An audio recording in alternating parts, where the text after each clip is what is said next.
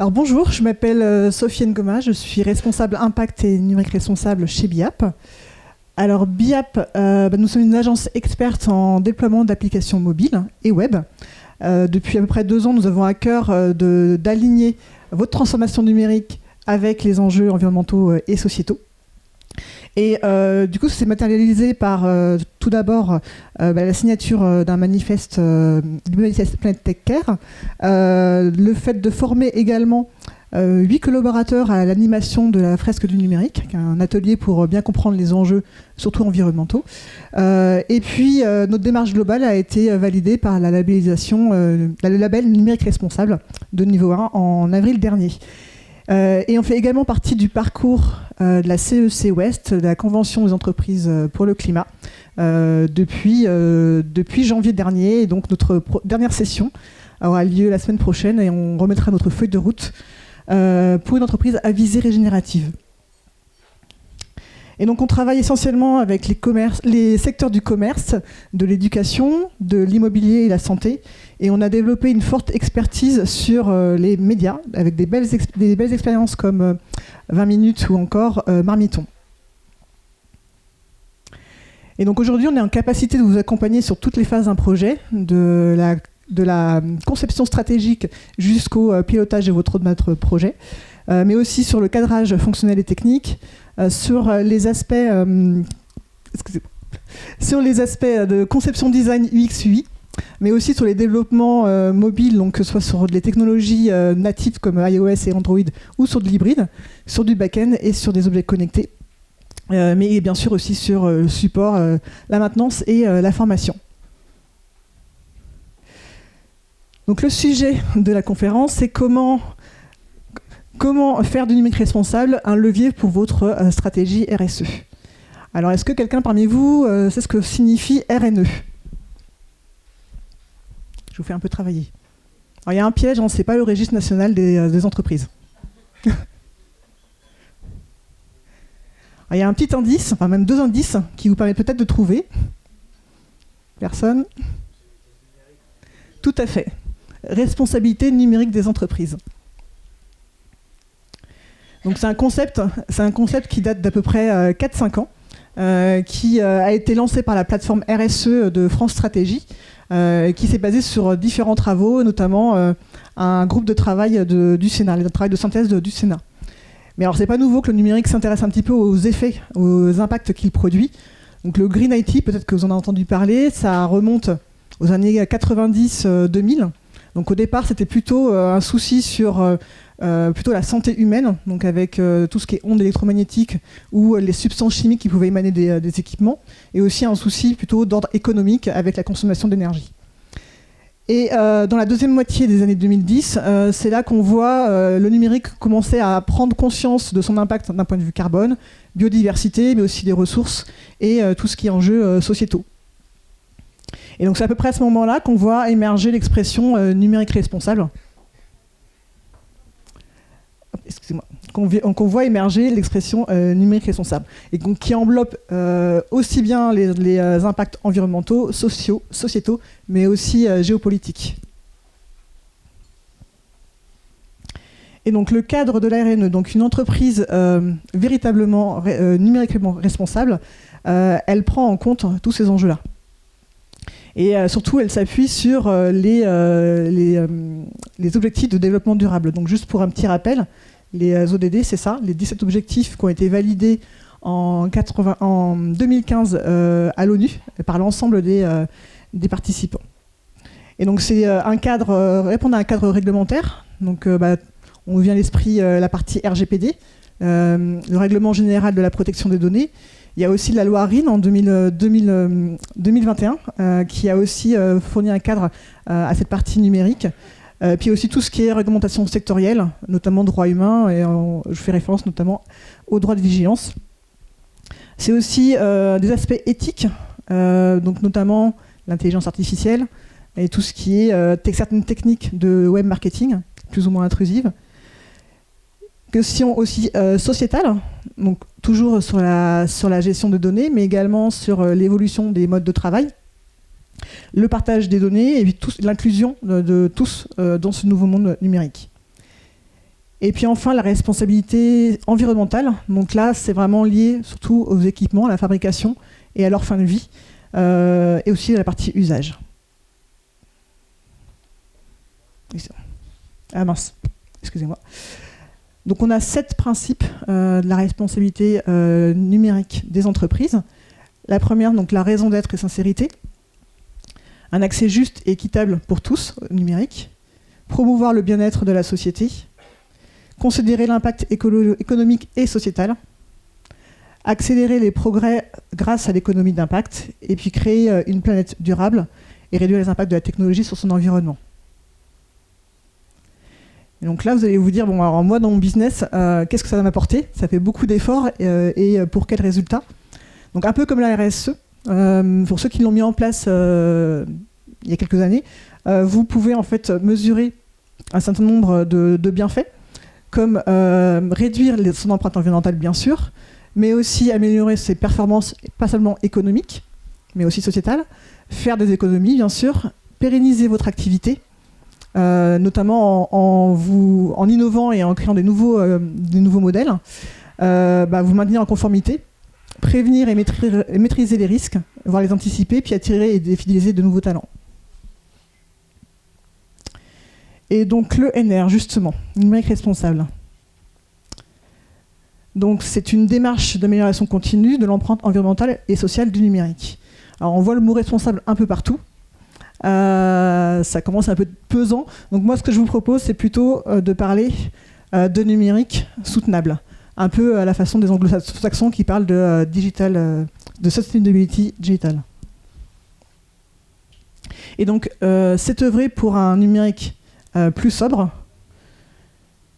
plus inclusif et plus éthique. Alors pourquoi plus sobre ? Donc j'ai une petite question encore pour vous.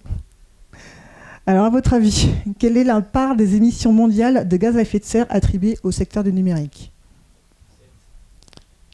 Qui dit mieux ? Enfin mieux ou autre.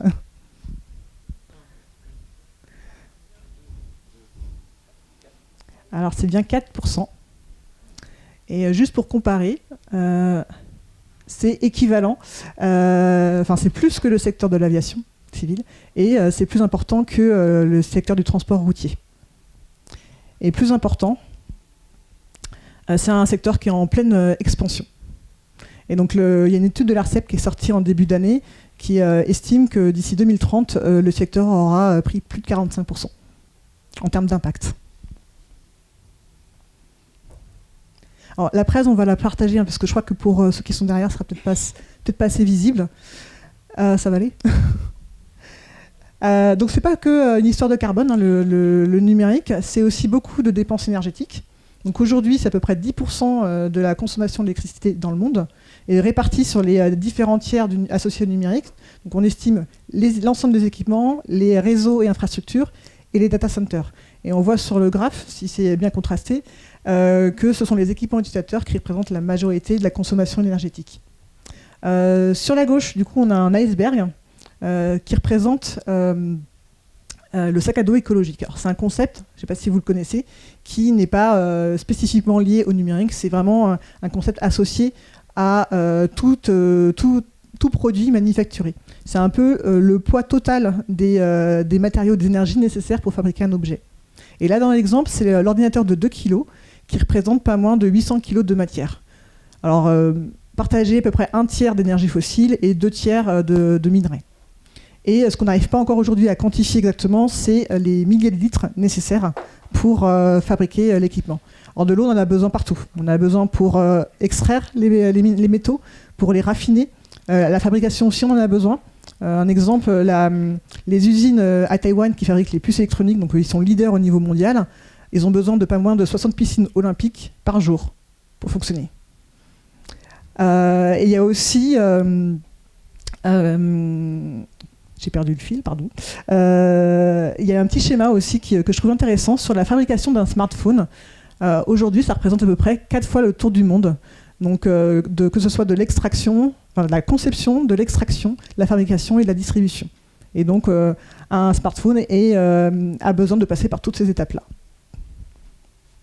Si le numérique était un pays, d'un point de vue consommation d'énergie, ce serait le 3e pays après la Chine et les États-Unis.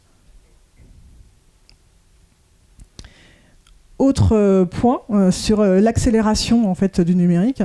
Le premier graphe sur la gauche montre l'évolution du nombre d'équipements dans le monde.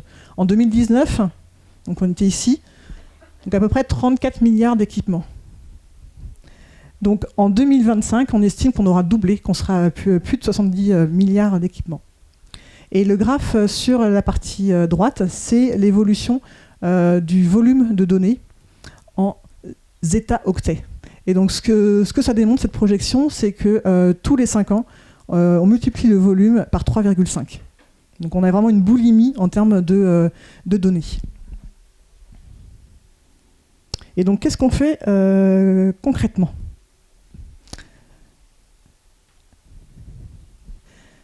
Donc déjà au niveau des achats, c'est repenser sa politique d'achat. Alors c'est d'abord se former au développement de sa culture numérique soutenable. Donc comprendre de quoi on parle, comprendre les enjeux.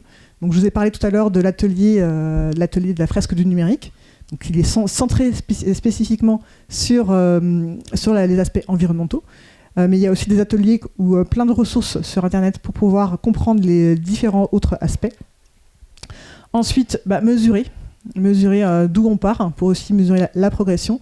Donc, je ne sais pas si certains d'entre vous réalisent des bilans carbone, mais si vos partenaires sont en mesure de faire un focus sur la partie numérique, vous avez la possibilité du coup de voir vraiment quelle est la part du numérique et comment elle évolue en fonction des actions que vous mettez en place. Et si ce n'est pas le cas, vous avez aussi l'INR, l'Institut numérique responsable, qui a mis en place une calculatrice qui vous permet justement de mesurer vos impacts donc sur les équipements, les usages du numérique spécifiquement. Ou encore, il y a deux acteurs en exemple qui sont de la région, Frugger et puis Aguaro, qui ont des outils pour pouvoir mesurer l'impact de vos systèmes d'information. Ensuite, donc, c'est ajuster sa politique d'achat, comme je l'ai dit en premier lieu. Politique d'achat, on a vu, en fait, ce sont les équipements qui pèsent le plus lourd dans la balance. Donc, pouvoir ajuster ça sur différents leviers, tendre vers le moins, réinterroger le besoin, pourquoi pas mutualiser également. Allonger la durée de vie des équipements, donc en passant sur du reconditionné, quand c'est possible. Quand vous devez acheter du neuf aussi, il y a l'indice de réparabilité qui a été apporté par la loi AGEC. Donc vous pouvez aussi vous appuyer là-dessus et surtout donner une seconde vie aux équipements non utilisés. Donc en les positionnant dans les bonnes filières de réemploi en priorité. Et puis quand l'équipement n'est plus du tout fonctionnel ni réparable, en dernier lieu, le recyclage. Ensuite, repenser les usages numériques. Donc, on a vu que la partie volume de données avait un poids plus qu'important. Et tout ce qui est marketing web, repenser un petit peu ces usages là-dessus. Et enfin, intégrer l'éco-conception numérique, que ce soit dès la conception. C'est-à-dire que dès qu'on imagine un service numérique, on essaie de se poser la question sur est-ce que c'est vraiment indispensable, est-ce qu'on a besoin de numériser. Je repense à l'exemple, on m'a parlé récemment de couches connectées qui permettent aux jeunes parents, qui révolutionnent la vie des jeunes parents. Donc j'espère que personne n'a fait développer la couche connectée. Mais voilà, là typiquement c'est l'exemple d'un produit connecté qui déconnecte les humains entre eux, typiquement. Donc voilà, est-ce que c'est indispensable de numériser ? Et ensuite, une fois qu'on a vraiment pensé le besoin et qu'on s'est positionné dans quelque chose qui était vraiment utile, utilisé, utilisable, de mettre en place les bonnes pratiques de conception, design et de développement. Et c'est important aussi de se poser la question de l'hébergement, d'avoir un partenaire aligné avec ses valeurs. Est-ce qu'il y a des questions ?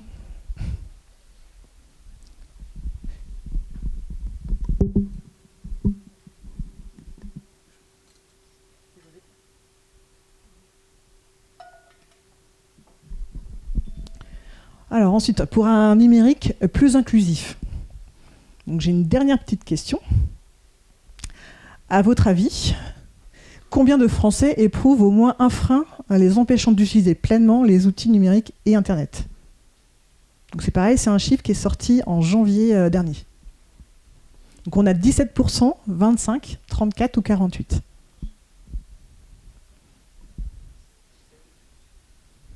« 17, qui dit mieux? Alors, il y en a qui ont révisé. Alors c'est 48%. Ça m'a un peu choqué quand je suis tombée sur ce chiffre-là. Et ce chiffre, en fait, c'est une analyse qu'ils font régulièrement. Il a augmenté après le Covid. Il y a eu vraiment un stress au niveau de certains utilisateurs qui ont vu en fait leur vie se numériser de manière accélérée. Et donc ça a créé encore plus de fossé entre les utilisateurs. Donc 48%.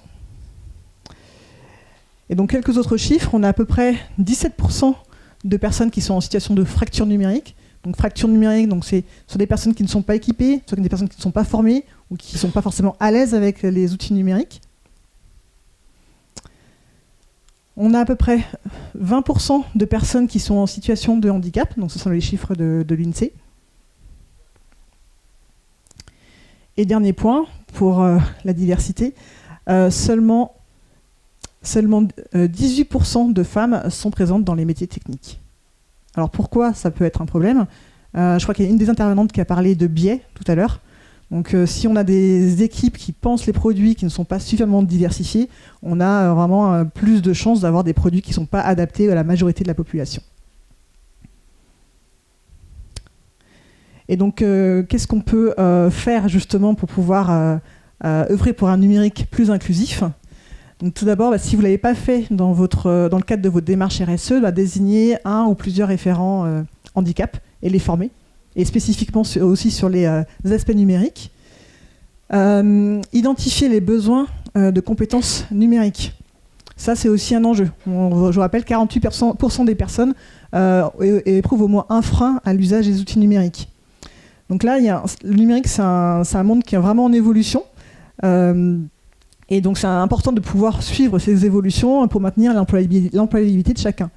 Donc il y a un rapport gouvernemental de 2022 qui démontrait que à peu près 5 millions de salariés connaissaient des difficultés avec les outils numériques. 5 millions de salariés. Alors l'Europe s'est fixé des objectifs par rapport aux compétences numériques de base. C'est 80%. 80% des adultes devraient en fait maîtriser les compétences de base en informatique.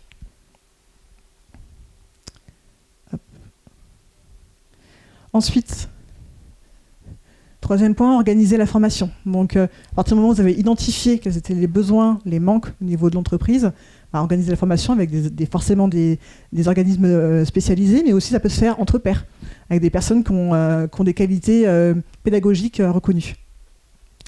Et enfin, déployer, intégrer l'accessibilité numérique. Donc là, tout comme les conceptions, c'est quelque chose qui se pense dès le début, dès l'idée en fait du projet. Je fais un petit focus sur la partie accessibilité. Donc il y a 4 grands principes d'accessibilité. Donc le premier, c'est la perception. Donc s'assurer en fait que l'outil est perceptible, quelle que soit en fait la situation de handicap que la personne rencontre. Donc développer des alternatives textuelles ou auditives.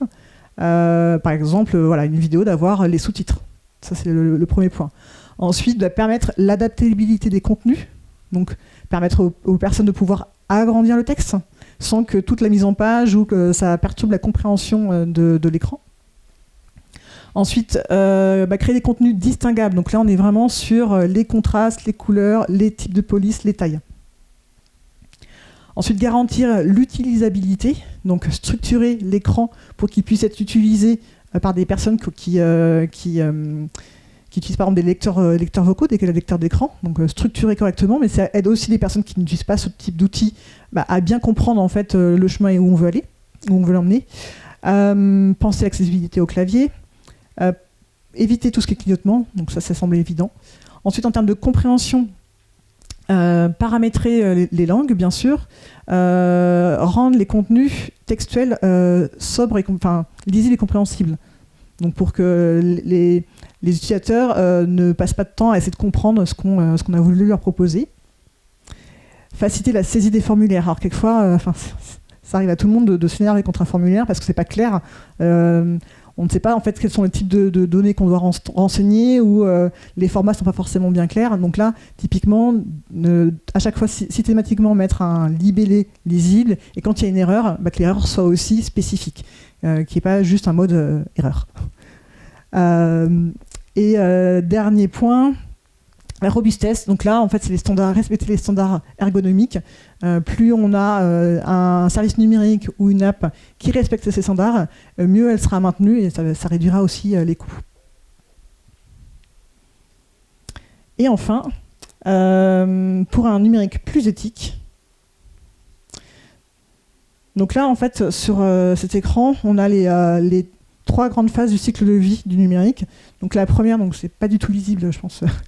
La première, c'est la phase de fabrication. Donc de l'extraction à la fin de vie. Donc il y a des impacts environnementaux et sociétaux à toutes les phases. Peut-être que vous avez déjà entendu parler des minerais du sang. Ça suscite pas mal de problématiques humaines et aussi géopolitiques. Tout ce qui est concurrence des ressources. Si on parle de l'eau, par exemple, le Chili, donc gros producteur de lithium, le lithium en fait se trouve dans l'un des déserts les plus arides du monde. Et donc pour pouvoir extraire et raffiner, ils ont besoin de beaucoup d'eau. Et donc cette eau, ils la font venir par pipeline aux dépens des populations locales, qui du coup n'ont plus forcément d'eau pour leurs besoins élémentaires. Mais peut-être que vous avez vu passer cet été, je crois que c'est au Paraguay, avec Google qui voulait installer des data centers qui allaient du coup s'accaparer l'eau. Des conditions de travail dégradées, et puis en fin de vie, il faut savoir qu'à peu près 60% des équipements numériques qu'on n'utilise plus partent pas forcément dans les bonnes filières, et donc bien souvent, alors en France on est un peu mieux loti, mais bon, on vit dans un monde global, 60% du coup partent en exportation illégale, et puis viennent en fait grossir les décharges sauvages. Avec toutes les conséquences en termes de pollution d'air, d'eau et de sol que ça comporte. Ensuite, sur la partie utilisation, tout ce qui est troubles, tous les troubles qui peuvent être émerger suite à l'utilisation du numérique, donc hyperconnectivité, dépendance, troubles de l'attention, exclusion, fracture numérique, et j'en passe. Et dernier point, sur la partie éthique des données. Donc, on a le RGPD qui cadre un petit peu tout ça, mais il s'avère que la gestion du big data n'est pas forcément aussi maîtrisée qu'il n'y paraît, puisque Gartner évalue à peu près à 50% des abus en matière d'éthique qui résultent en fait d'une mauvaise gestion de la donnée.